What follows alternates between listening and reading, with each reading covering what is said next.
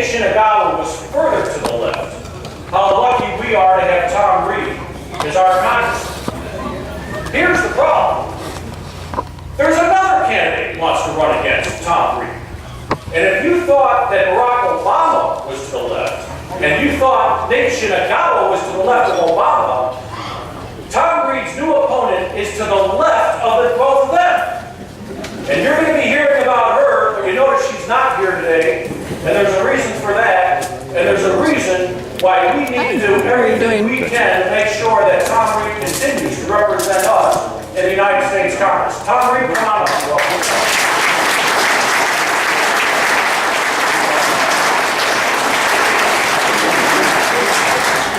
Thank you very much, Bill, and thank you to Scope for the opportunity to be here with you today on such a beautiful summer afternoon.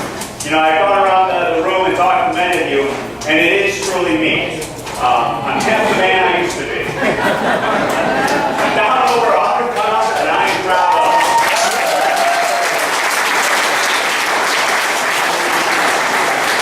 We're down to fight because we need to be fighting in Washington, D.C. We need to be standing up for our rights.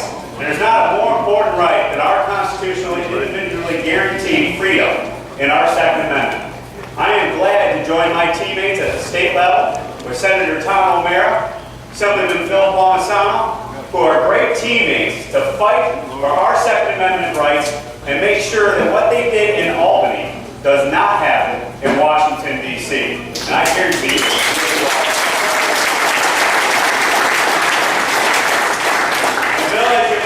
the race is already on, and we already are moving into the November 2014 cycle, which is frustrating at times, and we'll let the campaign take its course. You know, we do have our tracker with us. We always got to point a list out. He's with us 24/7, keeping a record for the DCCC and the state Democratic Party. But we're not afraid of that, because we know who we are. We know what we stand for. My positions will not change because of political winds.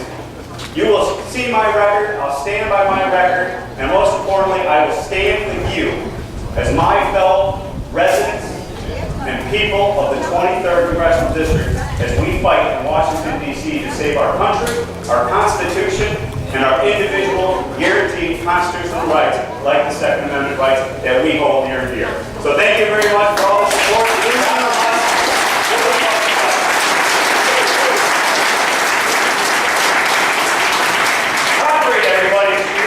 Let me explain the way this race is going to work, because we've been watching it.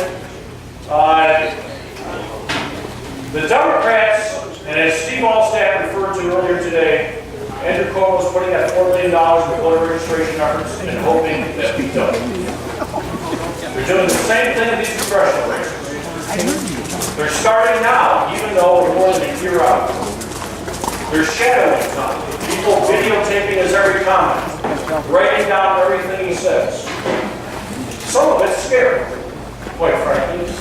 Some of the tactics that I see being used by Andrew Cuomo's people in Albany to enforce the SAFE Act, like the snitch law that is being enforced now, offering $500 rewards. That's the stuff out of the old Soviet Union, East Germany, and the Stasi. And similarly, photographing people, recording every word that you say, trying to trip you up somehow. That's the politics of intimidation. We didn't used to do that in America, but we're living in a different age.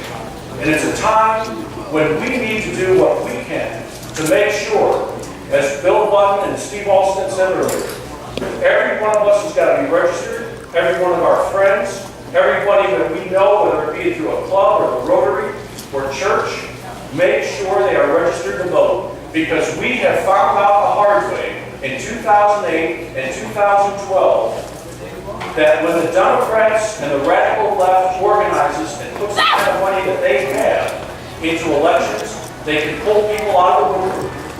They vote 3-4 times. Sometimes they're not even alive, and they vote anyhow. And we're not going to go to that extent. We're going to play by the rules. But we need to make sure that we are not complacent. We need to make sure that everything that we can do to re-elect Congressman Tom Reed is done in this next cycle. Now, at the state level, again, I was there. Someone said said to me, Bill, you were doing just fine until you went to Albany, and now look what happened. Well, it did happen. I got to tell you, when I went to Albany in January, I have had no better friend, no better mentor than Phil Palmisano. Phil Palmisano was elected a couple of years before me, but what I've noticed about Phil is everybody likes him. In fact, there's a little story, and I hope Phil doesn't mind my telling this. There was a piece of legislation that I wanted to get passed.